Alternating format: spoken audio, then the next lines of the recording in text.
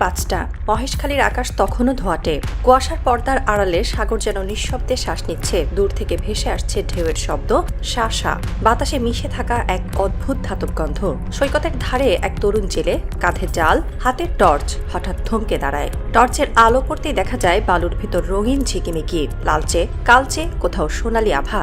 সে অবাক হয়ে বলে ওঠে, এই বালুতে এমন আলো কেন রে ভাই? সেই মুহূর্তে কেউ বুঝে উঠতে পারেনি এই আলো কেবল সূর্যের প্রতিফলন নয়, এটা ভবিষ্যতের অর্থনীতির আগুন। কারণ এই সোনাদিয়া, যা এতকাল ছিল পর্যটকদের নীরব দ্বীপ, আজ সেটা হয়ে উঠেছে বাংলাদেশের নতুন স্বপ্ন, খনিজের রাজ্য।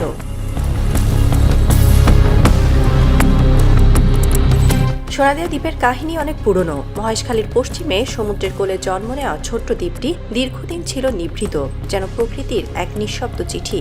এখানে আসতো কচ্ছপ, থাকতো পরিযায়ী পাখির ঝাঁক, আর জেলেরা বিশ্বাস করত এই দ্বীপে মাটির নিচে দেবতার আশীর্বাদ আছে। আজ জানা গেছে সেই আশীর্বাদ আসলে ভূবিজ্ঞানের ভাষায় খনিজ সম্পদ। সুইজারল্যান্ডের আন্তর্জাতিক জার্নাল ডিসকভার জিওসায়েন্সের প্রকাশিত গবেষণায় বলা হয়েছে, সোনাদিয়ার বালির নিচে রয়েছে প্রায় 7 লাখ টন মূল্যবান খনিজ। এই গবেষণায় অংশ নিয়েছেন নিউজিল্যান্ড, অস্ট্রেলিয়া ও বাংলাদেশের বিজ্ঞানীরা। তাদের বিশ্লেষণে উঠে এসেছে বিস্ময়কর তথ্য। সোনাদিয়ার বালিতে গার্নেট 51%, ইলমেনাইট 38% এবং বাকি অংশে রয়েছে জিরকন, রুটাইল ও মোনাজাইট। ছোট্ট এই দ্বীপটি যেন ভূতত্ত্বের পাঠ্য বই। প্রতিটি বালুকণাই যেন বলছে, আমি শুধু সৈকতের মাটি নই, আমি দেশের মেরুদণ্ড। গবেষকদের ভাষায় সোনাদিয়ার প্রকৃত সোনা হলো গার্নেট। 2,76,000 টন গার্নেট, যা শুনতে সংখ্যা মনে হলেও বাস্তবে এক সম্ভাবনার ইতিহাস। গার্নেট কোনো সাধারণ খনিজ নয়। বিশ্বজুড়ে ওয়াটার জেট কাটিং প্রযুক্তিতে ইস্পাত বা ধাতু কাটতে গার্নেট বালি ব্যবহার করা হয়। এছাড়া বড় জাহাজের মরিচা পরিষ্কার, পানি শোধন ফিল্টার, এমনকি গয়না শিল্পেও ব্যবহৃত হয় এই গার্নেট। এখন প্রশ্ন, এই বালি কি সত্যি বাংলাদেশের ভাগ্য বদলাতে পারে? অর্থনীতিবিদরা বলছেন হ্যাঁ, কারণ আন্তর্জাতিক বাজারে 1 টন প্রক্রিয়াজাত গার্নেটের দাম $1200 থেকে $1500। অর্থাৎ সোনাদিয়ার গার্নেটই কেবল $3 বিলিয়ন বেশি রপ্তানি সম্ভাবনা সৃষ্টি করতে পারে। আর যদি এই গার্নেট দেশে শিল্পে ব্যবহৃত হয়, তবে বাংলাদেশ আমদানি কমিয়ে বছরে কয়েকশো কোটি টাকার বৈদেশিক মুদ্রা সাশ্রয় করতে পারবে। সোনাদিয়ার দ্বিতীয় গুপ্তধন হল ইলমেনাইট, যার মজুদ প্রায় 2,15,000 টন। ইলমেনাইট থেকে তৈরি হয় টাইটানিয়াম, এই পৃথিবীর সবচেয়ে শক্তিশালী ও হালকা ধাতুগুলোর একটি। টাইটানিয়াম ব্যবহৃত হয় আধুনিক বিমান, রকেট, কৃত্রিম হাড়, উচ্চমানের রং, কাগজ, এমনকি স্মার্টফোনের চিপ তৈরিতেও। বাংলাদেশ এখন এসব পণ্য তৈরি করতে বিদেশ থেকে টাইটানিয়াম ডাইঅক্সাইড আমদানি করে। সোনাদিয়ার ইলমেনাইট যদি ব্যবহার করা যায়, তবে দেশীয় শিল্পে এক নতুন যুগ শুরু হবে। মেড ইন বাংলাদেশ শুধু পোশাক নয়, প্রযুক্তির ক্ষেত্রেও। এটাই সেই স্থানান্তর যা দক্ষিণ কোরিয়া একসময় ইস্পাত দিয়ে করেছিল।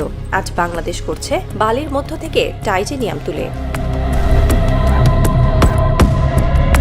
গবেষণায় দেখা গেছে সোনাদিয়ার বালিতে আরও রয়েছে জিরকন ও রুটাইল। এই দুটি খনিজ সরাসরি যুক্ত সিরামিক, টাইলস, কাঁচ, পেইন্ট এবং ওয়েল্ডিং শিল্পের সঙ্গে। জিরকন টাইলসের চকচকে আবরণ তৈরি করে, আর রুটাইল দিয়ে তৈরি হয় ঝালাই দণ্ড, যা ছাড়া কোনো ভারী শিল্প টিকে থাকতে পারে না। বাংলাদেশে এই দুই উপাদানের বার্ষিক আমদানি খরচ প্রায় $600 মিলিয়ন।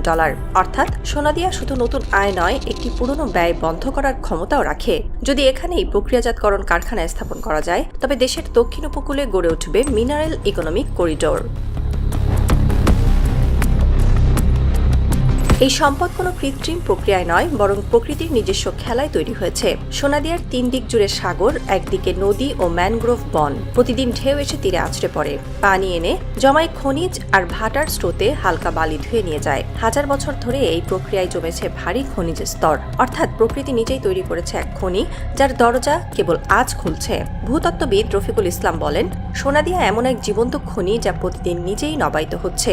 এটি কোনো নিঃশেষযোগ্য সম্পদ নয়, বরং চলমান প্রক্রিয়া। প্রকৃতি প্রতিনিয়ত তা পূরণ করে যাচ্ছে।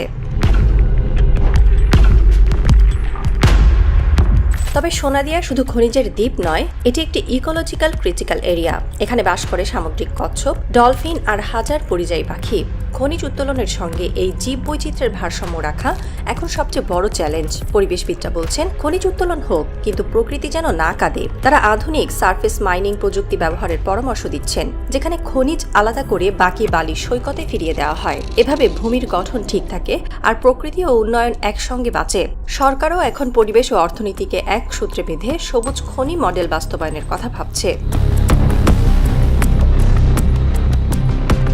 খনিজ মানেই রাজনীতি এবং সোনাদিয়াও এখন আন্তর্জাতিক আগ্রহের কেন্দ্রে। চীন দীর্ঘদিন ধরেই চেয়েছিল দ্বীপটির পাশে গভীর সমুদ্র বন্দর গড়তে। ভারত সেই প্রস্তাবে আপত্তি জানায় কৌশলগত কারণে।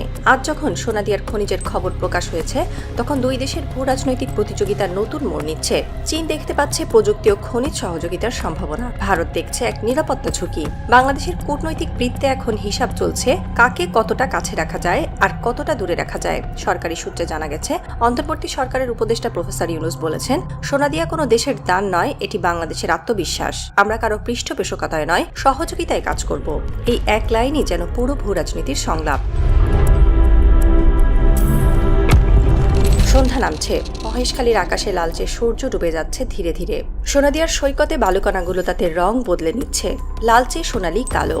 দূরে জেলেরা জাল গোটাচ্ছে, আর সৈকতে দাঁড়িয়ে এক বৃদ্ধ বলছে, আমাদের সময় এই বালি ছিল খেলার, এখন শুনি এই বালি নাকি দেশের তেল। তার পেছনে ঢেউ এসে আলতো করে বালির উপর লেগে যায়, ঝিলমিল করে ওঠে হাজার রং। হয়তো সেটাই ভবিষ্যতের আলোর প্রতিফলন, যে আলো আসছে বালির নিচ থেকে, যে আলো বদলে দেবে বাংলাদেশের অর্থনীতি, কূটনীতি, এমনকি ইতিহাসও।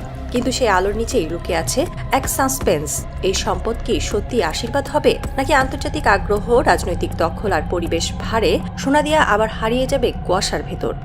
দূরে সমুদ্রের গর্জন বাড়ছে, আকাশে ভাসছে কিছু গাংচিল, আর সৈকতের বালিতে পড়ে আছে এক ঝলমলে রেখা, যেন পৃথিবী লিখে রেখেছে নিজের পরবর্তী অধ্যায়ের শিরোনাম। বাংলাদেশ, বালির নিচে জেগে ওঠা নতুন শক্তি।